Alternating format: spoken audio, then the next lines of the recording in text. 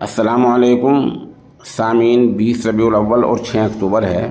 خبر کا عنوان ہے پریشانی میں ہیں دہلی کے امام صاحبان۔ دراصل دہلی وقف بورڈ کی موجودہ انتظامیہ، افسران اور ممبران نے مل کر اس طرح کی صورتحال پیدا کی ہے کہ دہلی وقف بورڈ سے جڑے امام صاحبان بے حد پریشانی میں مبتلا ہو گئے ہیں۔ اس بارے میں آج آل انڈیا امام فاؤنڈیشن کے چیئرمین مولانا محمد عارف قاسمی نے سوشل میڈیا پر ایک خط جاری کیا ہے۔ میں اسے پڑھ کر سنا دیتا ہوں۔ دہلی وقف بورڈ کے 23 اماموں اور 14 مؤذنوں کی تنخواہیں روک لی گئی ہیں۔ کل 275 امام اور مؤذن دہلی وقف بورڈ میں رجسٹرڈ ہیں۔ ان میں سے 244 کی تنخواہیں جاری کرنے کا حکم دیا گیا ہے، باقی 37 کی تنخواہیں دینے سے انکار کر دیا گیا ہے۔ وجہ بتائی جا رہی ہے کہ چودھری شریف نے یہ چودھری شریف وقف بورڈ کے ممبر ہیں۔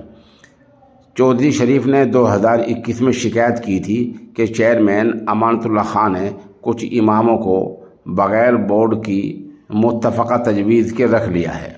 اس دوران وقف کے تمام اماموں سے تقرری نامے اور آدھار کارڈ کی کاپی جمع کرائی گئی تھی۔ جب سب کو درست پایا گیا تو تمام اماموں اور مؤذنوں کی تنخواہیں دی جاتی رہیں۔ اس وقت تک کوئی بھی غیر آئینی نہیں تھا، مگر اب نہ جانے امانت اللہ خان صاحب سے کس بات کی رنجش نکالی جا رہی ہے۔ یہ کہہ کر ان سب اماموں اور مؤذنوں کی تنخواہیں روک دی گئیں کہ یہ لوگ امانت اللہ خان کے دور اقتدار میں رکھے گئے ہیں، اس لیے ان کو تنخواہیں جاری نہیں کی جائیں گی۔ آل انڈیا امام فاؤنڈیشن کے چیئرمین نے ایک سوال اٹھایا ہے۔ میرا سوال یہ ہے کہ اگر ان کے اقتدار میں امانت اللہ خان کے دور اقتدار میں تمام فیصلے غلط ہیں تو پھر ان اماموں کی تنخواہیں 10,000 سے بڑھا کر 18,000 کی گئی تھی، وہ بھی کیا غلط ہیں؟ ان کو بھی کینسل ہونا چاہیے۔ جو کرایہ داریاں ہوئی ہیں اور نئے کرایہ دار بنے ہیں یا پرانے کرایہ داروں کا کرائے میں بڑھوتری ہوئی ہے، کرائے میں اضافہ ہوا ہے، اس کو بھی کینسل ہونا چاہیے۔ انہوں نے کہا کہ ان تمام باتوں کو ہم 37 امام اور مؤذن عدالت کے سامنے جلدی پیش کریں گے۔ پھر آل انڈیا امام فاؤنڈیشن نے یہ بھی کہا ہے کہ جمعے کی نماز کے بعد 4 بجے وہ ایک میٹنگ کر رہے ہیں جو ان کے خود مسجد میں ہوگی، اور ان کی مسجد یہ لوک نائک ہسپتال دہلی گیٹ کے پاس، دہلی گیٹ کے اندر ہی ہے۔ لوک نائک ہسپتال کے ایک سمت میں ان کی مسجد ہے۔ وہ 4 بجے ایک میٹنگ کریں گے اور اس میں ٹھوس رائے عمل طے کریں گے۔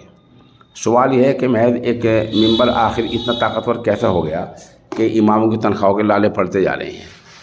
میری معلومات کے مطابق اگر ایسا ہی ہے تو اس ممبر کے خلاف جہاں آپ عدالت میں جائیں وہاں آپ دہلی سرکار کو باقاعدہ لیٹر لکھیں، اور جس سرکار نے ان کی تقرری کو فائنل کیا تھا وہ سرکار وقت سے پہلے